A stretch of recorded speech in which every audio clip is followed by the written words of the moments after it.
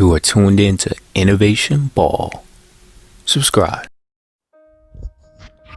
Yeah, the Clippers, interesting situation. They're 4-2 right now. That 51 point loss to Dallas. Yeah, no bueno. No bueno. I know a lot of people are like, I don't know what's going on with these guys, but overall they are 4-2. Serge is playing well. He's averaging 14 over he's averaging about 6 rebounds a game, 36% from 3, and over a block a game. So Serge is definitely doing his thing. He's definitely a quality addition. You know, he's a guy who can block shots. He's a guy who can shoot threes. So he's definitely the modern NBA big. You know, definitely like what he's doing. Paul George is averaging almost 23, 6 and 5. So he's playing well.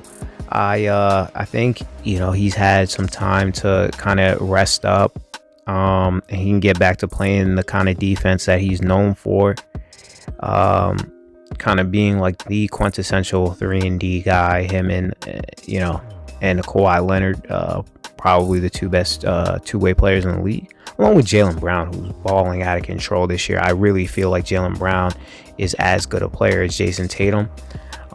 In my opinion, they're equal level players. I always felt like that about Kawhi Leonard as well. I always felt that Kawhi Leonard back in the day, talking, you know, 2015, 2016 ish time, before Kawhi became a superstar, I always felt like he was on the same level as Paul George, even when Paul George was with Indiana making those huge playoff runs.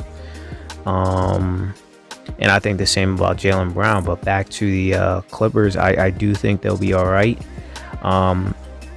They might need to make a little bit of a splash and get just another machine, you know, that could just come in there. A wing player that could just do a little bit of everything and just get you some fourth quarter buckets. I think that'll be good. Luke Kennard is a good addition. I do think that 51 point loss maybe Paul George, when he was saying that they just got caught off guard. You know, he was having fun on Christmas with the family and everything like that. I mean, it sounds funny when he says it, but you know, he is a human being, and you've seen after that they've tightened up. They had a couple blowouts. They lost most recently to Utah after New Year's, in January, but they've looked pretty good. I mean, it wasn't a blowout. You know, and they don't even have Morris. So the Clippers, I think, will be better. I think it was just a little blip.